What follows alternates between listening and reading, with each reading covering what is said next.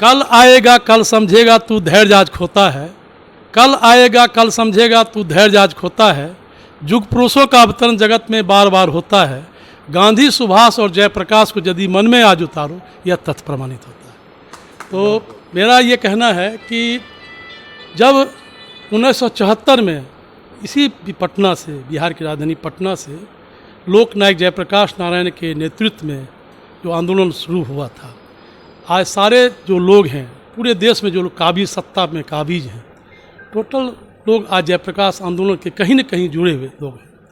लेकिन सबसे दुखद स्थिति ये है, खास करके बिहार में भी, जहाँ से आंदोलन प्रारंभ हुआ था, जो आंदोलन की जो बुनियाद मूल धारा थी, जहाँ से संपूर्ण क्रांति का आह्वान हुआ, जिसमें जयप्रकाश जी ने 7 क्रांतियों की बात की थी, सामाजिक, राजनीतिक, आर्थिक, शैक्षणिक, नैतिक क्रांति की बात की थी।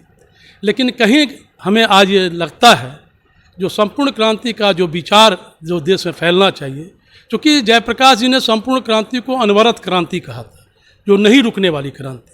लेकिन आज दुख इस बात का है कि आज सत्ता में जितने भी काबिज लोग हैं, जयप्रकाश जी के आदर्श को, उनके जो विचार थे, उनके जो व्यवहार थे, सारे लोग भुला चुके। और बिहार की जो मिट्टी है, धरती है, ये बहुत उर्वरा धरती है, क्रांति की उर्वरा धरती है। हम लोगों ने देखा है शुरू से, जहाँ पर चंद्रगुप्त, चाणक्य, एक से एक लोग हुए हैं, आर्यभट्ट से लेके। आप पटना जंक्शन में गया, देखा दिनकर जी का, बहुत खुशी हुई, बहुत अच्छी बात।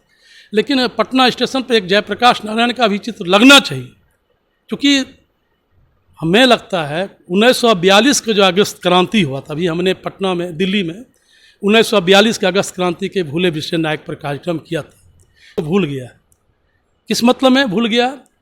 जो यहाँ के सबसे बड़े 7 अगस्त जो 7 शहीद हुए हैं, उनका कहीं नाम नहीं लोग जान रहा है। ये बहुत दुख की बात। कम से कम भारत में सबको जानना चाहिए कि कौन कौन लोग शहीद हुआ है। मैंने 58 लोगों की खोज की जो 1942 के अगस्त क्रांति के जो नायक थे।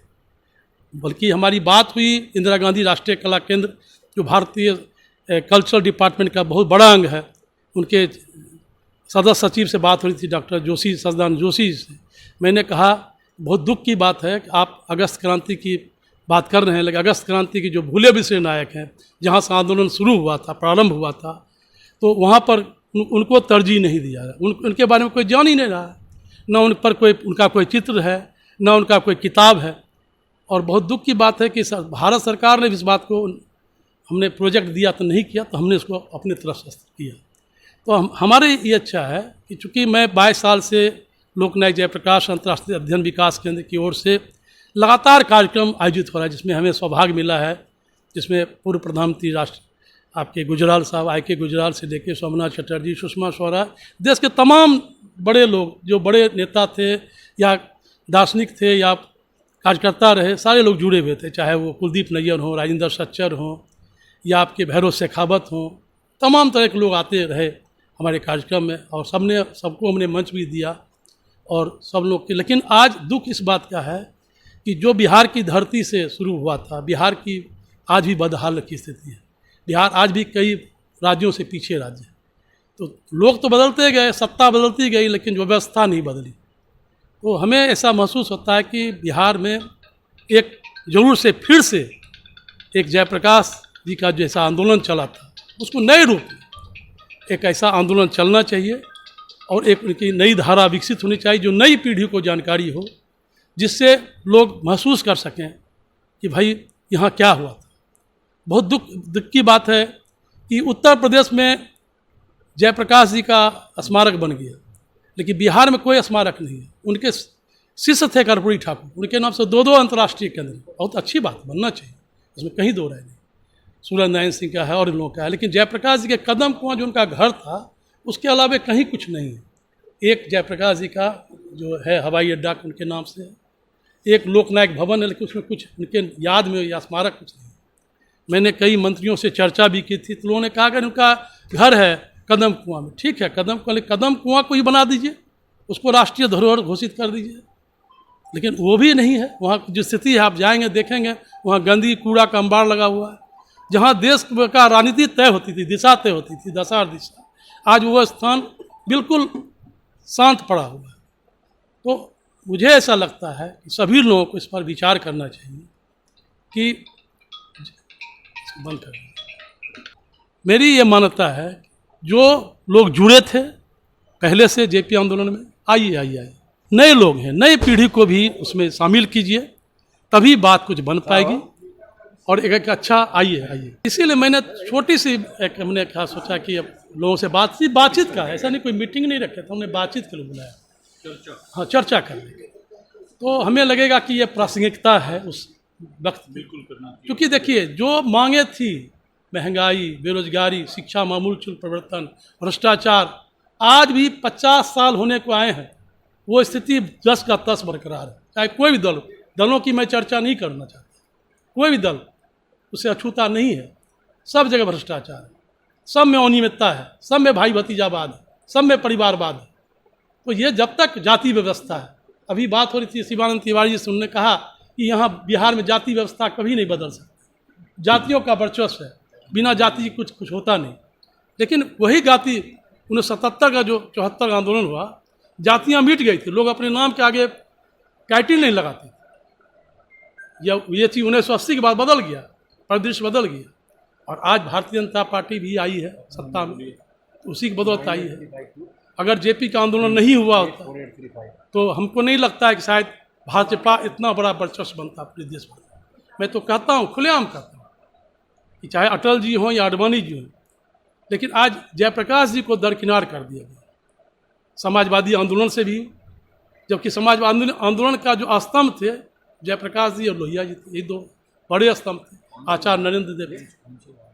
तो मुझे लगता है कहीं न कहीं जो चूक हुई है उसको फिर से सुधारने की ज़रूरत है, क्योंकि बिहार एक ऐसा जगह है, यहाँ से जब कोई आंदोलन शुरू होता है, मैंने अन्ना जी से भी कहा था, आग्रह किया था, आपने जो आंदोलन का जो स्थान तय किया वही गलत हो गया। आप अगर बिहार जाते, बिहार से शुरू करते, तो आपकी व्यवस्था चुस्त दुरुस्त रहती, वहाँ पर आपको उर्वरा जमीन मिलता। तो मुझे ऐसा लगता है कि कहीं न कहीं सब लोग जो भी लोग यहाँ पर हैं, सब लोग जाने माने लोग हैं, सब समाज के संवेदनशील नागरिक, सब कहीं न कहीं समाज से रचनात्मक कार्यों से जुड़े हुए जितने लोग बैठे हुए। और हमारा बहुत बड़ा, ऐसा नहीं कि बहुत बड़ा संसार है, बहुत बड़े लोग यहाँ पर जितने साथी हैं, अगर एकत्रित हो जाएं तो बहुत बड़ी ताकत बन सकती है। और वही विकल्प है, विकल्प वही है। आज जो बात करते हैं, पार्टियों की बात करते हैं, पार्टी में टूट फूट तो होगी। जयप्रकाश जी तो उसी में कह दिए कि पार्टियां टूटेगी, फूटेगी, और उसके मलबे से एक नई राजनीति जन्म लेगी, जो लोक नीति कल है। वही समय आ गया। तब तो कभी उसमें राष्ट्रकवि दिनकर ने कहा था ना, उस समय, आज हम वही बहस कर रहे थे, तो उन्होंने कहा क्या कहते हैं, किशन पटनायक के बारे में। किशन पटनायक लिखा कि यह देश अब शूद्रों का होगा। हमने एक किताब लेख लिखे थे। कहने मतलब है कि वो नहीं, व्यवस्था और विचार व्यवहार समय के अनुसार से बदलता है, समय परिवर्तनशील है। तो अब समय आ गया है, कुछ लगता है पक रहा है, उसमें कुछ बात होनी चाहिए, कुछ रचनात्मक काम भी होना चाहिए। जैसे बाढ़ है, आज बिहार में बाढ़ हर साल आता है, बहुत बिहार बाढ़ रोकने के लिए क्यों नहीं बन सकता, जबकि इतना सबको पता है कि झील, छोटे छोटे झील बनाकर पर्यावरण पर अंकुश लगाकर। हम अभी गए थे एक जगह, वहाँ पर जो आज पर्यावरणीय संतुलन है देश में, इसके कारण से जो क्लाइमेट चेंज, हम नहीं कहते हैं कोई भी दल में रहिए, लेकिन दलों की बात अलग है, लेकिन सामूहिक एकता लोकतंत्र में, लोक शक्ति में बहुत बड़ी ताकत होती है। तो लोक शक्ति को जगाना सबसे बड़ा काम। और जैसा कि आपने कहा, शिक्षा में, साहित्य में, संस्कृति में बदलाव तो समय से होता रहा।